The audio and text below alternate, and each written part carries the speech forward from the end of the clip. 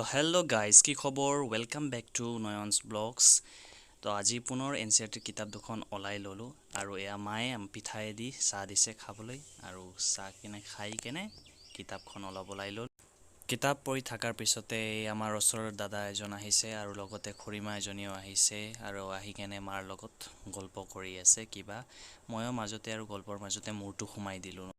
আৰু এই আমাৰ মেকুৰীৰ পোৱালিজনী চাচোন কেনেকৈ শুই আছে একদম মানে পুৰা বঢ়িয়া আছে একদম শুই আছে আৰু এই মায়ে আমাৰ পুৱাৰ ভাতকেইটা বনাইছে আলু পিটিকা আৰু এইটো শাক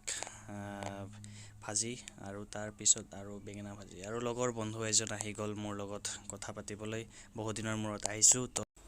আৰু এইখন হ'ল আমাৰ বাৰীৰ পিছফালখন আৰু এইজোপা পাণ লাগি আছে তামোল গছত তো এয়া চাবলৈ পাৰিছে কি ধুনীয়া এক দৃশ্য আজি বতৰটো ফৰকাল হৈ আছে বহুত ৰ'দ দিছে তাৰপিছত এইখন চাওক পিছফালখন বাৰীৰ আমাৰ তামোল গছ আৰু ইয়াতে সময় কটাই মানে থাকি বহুত ভাল লাগে মাজে মাজে আহি কেনে ভাল লাগে গৰমৰ দিনত বিশেষকৈ বৰ্তমান গৰমৰ দিন তো গছৰ তলত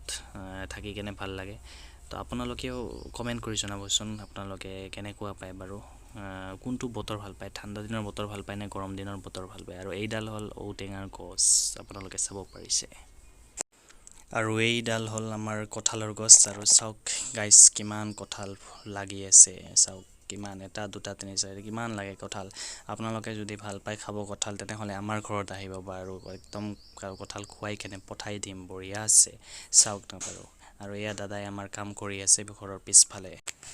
আৰু এইখন হ'ল মোৰ পালচাৰ 150খন যিখন চলাই মই কলেজ গৈছিলোঁ বৰ্তমান অৱশ্যে কলেজত লৈ নাযাওঁ এখন ঘৰত এৰি থৈ গৈছোঁ